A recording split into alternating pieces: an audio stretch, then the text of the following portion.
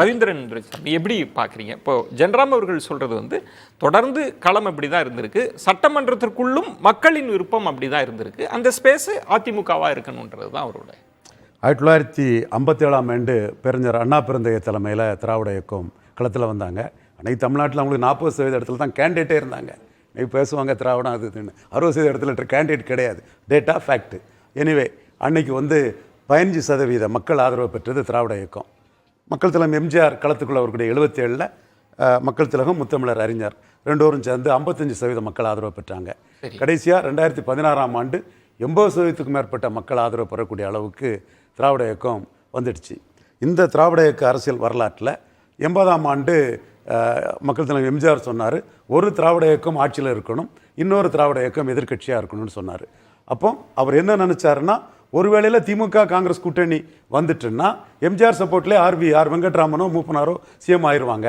அதனால நான் தான் ஜெயிக்கணும், அங்கே ஆப்போசிஷனில் இருக்கிறதும் காங்கிரஸ் வந்துடக்கூடாது, திமுக தான் வரணுங்கிற ஒரு திராவிட இயக்க தத்துவத்தை மக்கள் தலைவர் எம்ஜிஆர் தான் 1980ஆம் ஆண்டு எடுத்து வச்சார். காங்கிரஸ்க்கு அதிக இடங்கள் திமுக கொடுத்தப்ப 50-50 நின்று இருந்தபோது எம்ஜிஆர் தான் எடுத்து வச்சார். இப்போ அதே தத்துவத்தை தான் எம்ஜிஆர் வழியில் திராவிட இயக்க முதுபெரும் தலைவர் ஐயா மக்கள் திலகம் எம்ஜிஆர் வழியில் உதயநிதி ஸ்டாலின் இன்னைக்கு பேசியிருக்கிறார். என்ன இதில் என்ன கருத்து இருக்குன்னு சொல்கிறீங்க? அன்றைக்குன்னா காங்கிரஸ்ன்ற ஒரு கட்சி, அதுக்கு அதிக இடங்கள் கொடுக்கப்பட்டது, அதுக்கு பிறகு காங்கிரஸை எம்ஜிஆரும் போய் ஆதரிச்சாருன்றதெல்லாம் வேறு கதை.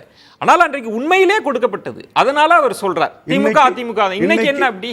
அன்னைக்கு உண்மையில ஏன் கொடுக்கப்பட்டதுன்னா 25% மக்கள் ஆதரவு பெற்றிருந்த திமுக கழகமே மைனர் பார்ட்னரா காங்கிரஸுக்கிட்ட போய் 50-50 போச்சுன்னா அதோட பலமே 20% அக்செப்ட் பண்ணதான் சமம். இன்னைக்கு எடப்பாடி பழனிசாமி 20% வாக்கில் தான் இருக்கிறாரு. அதுவும் திராவிட இயக்கம் வேரூன்றி, நான் சொன்னல 40% இடத்துல தான் திராவிட இயக்கம் இருந்து 60% இடத்துல கேண்டிடேட்டே கிடையாது. ஃபேக்ட் 57ல் யார் வேணாலும் வெரிஃபை பண்ணிக்கலாம், மக்கள் யார் வேணாலும் தமிழக மக்கள் பார்த்துக்கலாம். 57 நிலைமை இதுதான். காமராஜ் வர்சஸ் ஆண்டி காமராஜ் தான் அன்னைக்கு ரிசல்ட்டு. 40% இடத்துல தான் திராவிட இயக்கத்துக்கு கேண்டிடேட்டே உண்டு. அந்த 40% இடத்துக்குள்ள தான் எடப்பாடி இருக்கிறாரு. 60% இடத்துல எடப்பாடி பலகீனப்பட்டிருக்கிறாரு. அது உதயநிதி ஸ்டாலினுக்கு வருத்தத்தை கொடுக்குது. இப்படி போயிட்டு இருந்ததுன்னா நம்ம ஆல்டர்னேட்டிவ் போல்ஸாக 80 வரை வந்துட்டோம், 80% வரை வந்துட்டோம். இன்னைக்கு அந்த வன்னியர் பெல்ட்னு சொல்லக்கூடிய அந்த பகுதியில் மட்டும்தான் எடப்பாடி பழனிசாமி இருக்கிறாரு.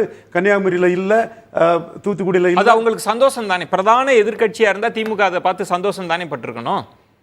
பாஜகவோட வளர்ச்சிங்கிறது பல இடத்துக்குள்ள ஜம்பிங்கில் போயிருக்குது. பல மாநிலங்களில், அஸ்ஸாம்னாலும் சரி, யூபினாலும் சரி, கர்நாடகானாலும் சரி. நீங்க சொல்வது பாஜக வளர்ச்சியை கண்ட பிறகு அதிமுகவுக்கான அறிவுரைன்னு புரிஞ்சு. கண்டிப்பா. ஏன்னா இது வந்து ஸ்டேச்சுரேட்டட் தான், அது வந்து ஜம்பிங்கில் போகுது. இந்து கன்சல்டேஷன் ஆயிட்டுன்னா கிறிஸ்தவ முஸ்லீம் பிரச்சனைகளில் அரசியல் கட்சிகள் ஓடி வரக்கூடியவங்க இந்து இஷ்யூவில் ஏன் மௌனம் சாதிக்கிறாங்க தான் கர்நாடகாவில் கேட்டாங்க, ஹரியானாவில் கேட்டாங்க, அஸ்ஸாமில் கேட்டாங்க. எல்லா இடத்துலையுமே ஜம்பாய் இந்து கன்சல்டேஷன் வந்திருக்கு அவங்களுக்கு.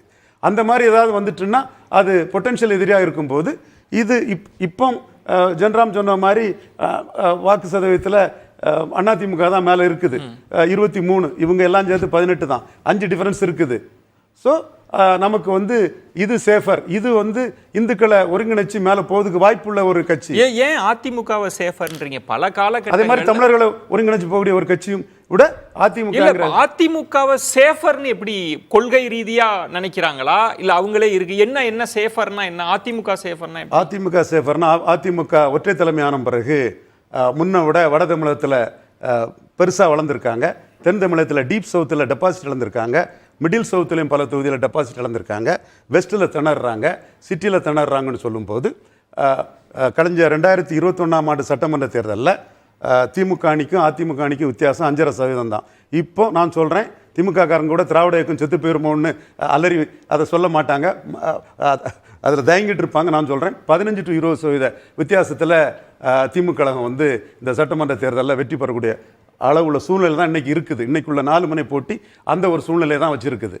இல்லை அதிமுகவை மீண்டு வரணும், நான் அதைத்தான் விரும்புகிறேன் அப்படின்னு திரு உதயநிதி அவர்கள் சொல்கிறாங்கன்னா, நீங்க எப்படி பார்த்தாலும் பாஜக அணியால ஆட்சி அமைக்கிறதுக்கான போட்டி கொடுக்க முடியுமா? அது நான் கேட்க, அதிமுகவால கொடுக்க முடியுமா? பாஜக அணியால one must be very alert in politics.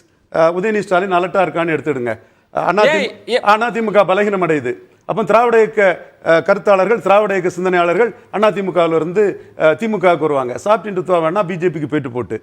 இப்போ நீங்கள் சொல்வது வந்து இன்னும் அப்படி அதிமுகவுக்கு அனுசரணையா பேசுற மாதிரி அதிமுக வாக்குகளை பிரிக்கிற அரசியல்வாதி லாபத்துக்கு தானே இருப்பாங்க. உதயநிதி ஸ்டாலின் அரசியல்வாதி தானே. ஸோ ரெண்டு விஷயம், பாஜகவை கண்டு பயம் இருக்கு திமுகவுக்கு, ஜம்ப் ஆகுறாங்க அப்படின்றது, ஒரு இரட்டை இலக்கத்துல 4 மடங்கா வளர்றாங்கன்ற ஒரு பயம்ன்றது ஒண்ணு. அதிமுகவை இப்படி தாஜாவா பேசி அந்த வாக்குகளை எடுக்கலாம், இதுதான் கணக்குன்றது. அது 2001 4 எம்எல்ஏக்களோட இருந்த பாரதிய ஜனதா கட்சி 2021 4 எம்எல்ஏக்களோட தான் இருக்குது. ஹிந்து கன்சால்டேஷன் ஓட்டில் அவ்வளோ பெரிய முன்னேற்றம், மிஸ்டு காலில் லட்சக்கணக்கான உறுப்பினர்களை சேர்த்துட்டோம் அப்படின்னுலாம் இடையில எவ்வளவோ பேசியிருக்கிறாங்க. ஆனால் ரிசல்ட் வந்து சட்டப்பேரவைக்குள்ள அவங்களுக்கு அதே 4 இடங்கள் தான். அந்த 4 இடங்களை தாண்டி 5வது இடத்துக்கு கூட இன்னும் வரல. ஒன்று, அதற்கு பிறகு அந்த 4 இடங்களும் தனியாக நின்று அவர்கள் பெற்ற இடங்கள் கிடையாது, அதிமுக கூட்டணிக்குள்ளே இருந்து பெற்றது தான். இந்த மாதிரி சூழல்ல பாரதிய ஜனதா கட்சியை கண்டு அஞ்ச வேண்டிய சூழல் வந்து திமுகவுக்கும் இல்லை, அதிமுகவுக்கும் இல்லைன்னு நான் கருதுறேன். அதிமுகவுக்கும் கிடையாது. அதாவது கலைஞர் நினைவிடத்துல கனிமொழியை தள்ளி நிற்க சொல்லிட்டு இவர் மாநில பாஜக தலைவர் அண்ணாமலையை தமிழக முதல்வர் மு க ஸ்டாலின் முன்ன அழைச்சி பேசுறாருன்னா பாஜக எடுத்த இரட்டை இலக்க 11.4% தாமரைக்கான ஓட்டு தான் காரணம். அதை ஸ்ரூடு பொலிட்டிஷியனான கலைஞர் முடிச்சிடுறேன் ஏதோ நான் கடுமையான பாயிண்ட் சொல்றேன், விடல வராதீங்க. சாதாரண பாயிண்ட் தான் இல்ல, சாதாரண பாயிண்டால அது பொருள் அதிகமா இருக்குல்ல. நீங்க சாதாரண சொல்லிட்டு அந்த பெர்சன்டேஜ் வச்சு திமுக அதை கண்டு பயப்படுது அப்படின்னா அது பெரிய ஸ்டேட்மெண்ட். நான் பயப்படுங்கிற வார்த்தை விஜயன் தான் சொல்றீங்க. நான் என்ன சொல்றேன்னா அந்த 14.4க்குள்ள முக்கியத்துவம் தான். இப்படிதான் எல்லா ஸ்டேட்லயும் பிஜேபி வளர்ந்தாங்க. இல்ல, நான் கேள்வி 14% 11ன்னா 20 எடுத்திருக்கிற அதிமுக இருக்குல்ல, இன்னும் சட்டமன்றம்னா அதிகமாகும்ல. திமுகவோட சாய்ஸ் அதிமுகவா தானே இருக்கு. 2% வந்து தானே கர்நாடகாவில் வளர்ந்து 28-40 போச்சு.